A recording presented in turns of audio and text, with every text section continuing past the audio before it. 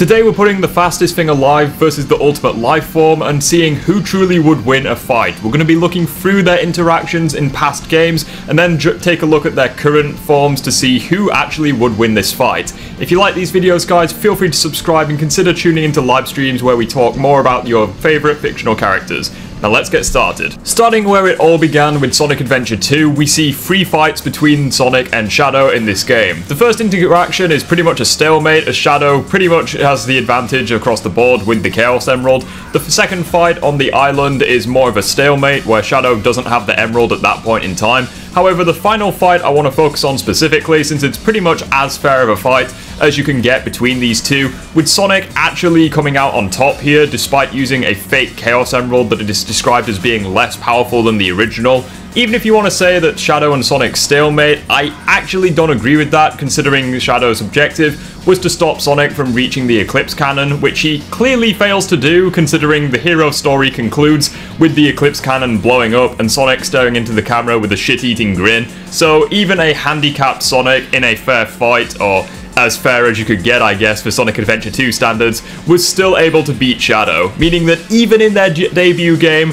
this still wasn't a close fight. Especially as during the Final Hazard boss fight, Shadow in fact speculates whether it could be Sonic instead of him, who is in fact the true ultimate life form, which is pretty crazy to think about. Unfortunately for the next few games, while Sonic does indeed fight Shadow, the fights are very circumstantial and I don't think they can be used to justify who would truly win. For example, in Sonic Heroes, pretty much all of the characters scale to each other, so unless you want to try saying that Amy Rose is stronger than Sonic, or Charmy the fucking Bee is stronger than Shadow, I really don't think it's fair to use these fights. The only argument I'd kind of accept is if you were to say that Sonic is stronger than Shadow because we needed Team Sonic to beat the Metal Overlord, with the other teams basically delaying the Metal Madness so that Sonic could tap into his super form. But even then, like, it's pretty clear that at this point in the story, they do scale to each other. And it's also, like, a gameplay mechanic because of the whole Sonic, Tails, and Knuckles needing to be a team thing in the same way that the other characters had to be teams as well, so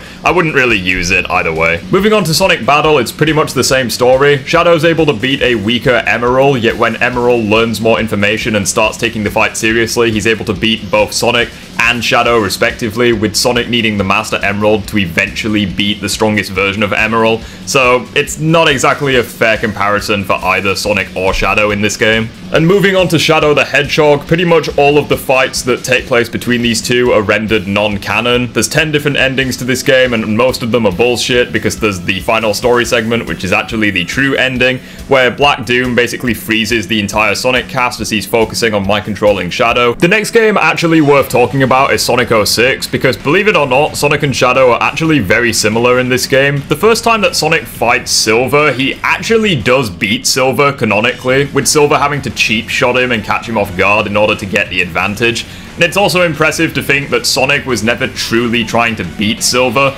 All he was trying to do was just ensure Princess Elise's safety, meaning that he would willingly take hits for her. We see in Generations how a fight between Sonic and Silver would actually go if there was no interruptions and nothing for Sonic to worry about. What's crazy to think about as well is that Silver was amped by the Blue Chaos Emerald during the Radical Train rematch, yet Sonic was still able to take hits from him, with Shadow needing to come in and fight Silver, with Shadow also being amped by a Chaos Emerald. It would have been cool to see how Sonic would have actually performed against Silver if he was also amped by the Green Chaos Emerald, but hey, it is what it is. Moving on to the storybook games, which are confirmed to be canon in Generations, the only fight that we really get to see is against Lancelot in Sonic and the Black Knight, with Lancelot being confirmed to be an alternate reality version of Shadow. And I think it's fair to say that Lancelot does scale to Shadow, mainly because he's confirmed to be as quick as Sonic, he's confirmed to be the most powerful Knight of the Round Table, meaning that he scales above this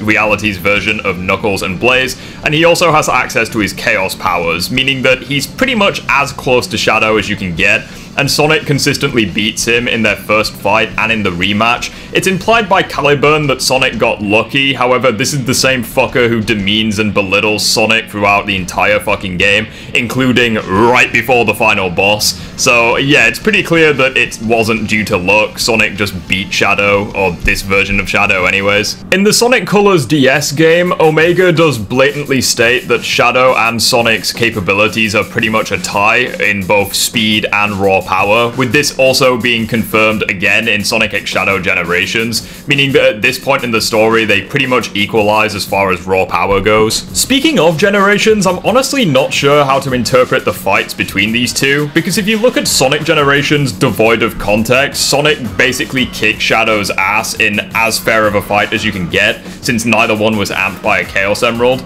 But then in Shadow Generations, it's confirmed that Shadow was holding back and he didn't actually want to fight Sonic on that situation. He would fight Sonic on fair terms or not at all. So I guess it's just fair to say that they equalize at this point in the story, based on the statements from Omega. Moving on to forces, and this is where the power scaling just shits the bed, because it's pretty much confirmed across the board that Sonic is indeed more powerful than Shadow at this point. Looking at how they fare against the Phantom Ruby's clones, Shadow is able to bully his clone without much issue. However, Sonic, even before the 6-month time skip, is still able to hold his own against 4 clones at once, including Infinite as well, which is crazy impressive. He did lose that fight, but the fact that he's able to kind of hold his own against 4 of them is still crazy, especially since after the 6-month time skip, he's able to bully the Zavok clone, meaning that they are pretty much close, but Sonic was already replicating that feat before he got stronger. Not to mention that when Infinite trapped both of them in their separate realities, it took Shadow a decent amount of time in order to break free from his reality. Compare that to Sonic, who was trapped in null space, which is debatably more impressive, and he was able to break free with no issue whatsoever, with a little help from the Avatar. Not to mention, Infinite implies that Sonic is the most powerful character at that point in the story. Not to mention that when Sonic is defeated, the entire world goes to shit, yet as soon as Sonic comes back, the entire world is saved in a matter of days. So the game does pretty much imply throughout the entire game that Sonic is the most powerful character out of his friends groups at this point. So now that we've caught up to the present day, we need to decide who is going to win between these two. Frontier's Sonic with access to his cyber abilities versus Jet Force's Shadow with access to the Doom powers. Basically a theoretical matchup between the strongest versions of these characters we've seen. So who do I think wins? Well, that's tricky. I think it's fair to say that Sonic is physically superior to Shadow at this point, considering the power creep within the series. Frontiers takes place after Forces, so it stands to reason that Sonic would naturally grow stronger, especially with his bullshit feats in this game, such as surviving an attack from Giganto, or being able to dodge attacks from Wyvern and Knight, respectively. With these Titans being so powerful, it required Super Sonic to be able to fight them, and even then they could react to Super Sonic, so the fact that base Sonic is anywhere close to Super Sonic in terms of speed is honestly fucking crazy. Not to mention that Sonic at this point should easily be more experienced than Shadow due to his many adventures, and he should also be more intelligent and skilled due to his bullshit feats of being able to master sword training, taking on the Knights of the Round Table, beating Master Zik, who is described as being a master combatant in his own regard, meaning that honestly I don't even think you could argue these things for Shadow. However, I think the biggest nail in Shadow's coffin here is when we compare the cyber abilities to the Doom abilities, because I actually think the Doom powers are severely overhyped. I'm not even talking about the fact that they have no feats comparable to Frontier's Super Sonic, but let's just break down each of them one by one. Doom Morph may as well just be a shit version of the Spin Dash, and you can't even use it on all terrains, so I don't even think it would be that useful. Shadow couldn't even one-shot past Mephiles with it, so I don't see it being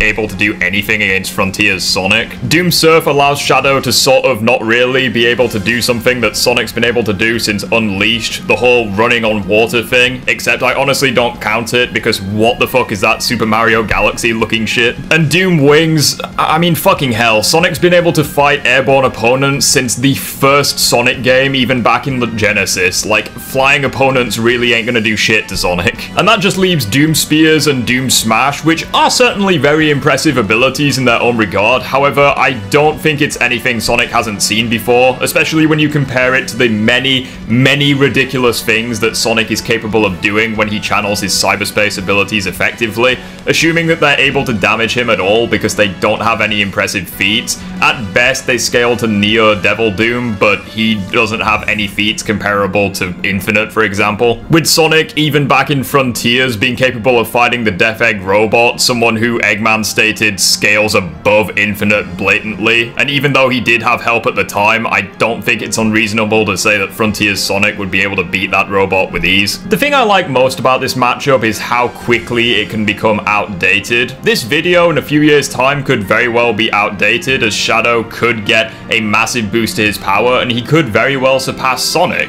That's the beauty of the power creep within this series. But at the moment, Sonic is physically superior because of Frontiers. He should very well be more experienced, skilled, etc. And his cyberspace abilities, coupled with all of the insane shit he's been able to do over the years, honestly makes this fight a stomp. And to be honest, I don't even think it's close.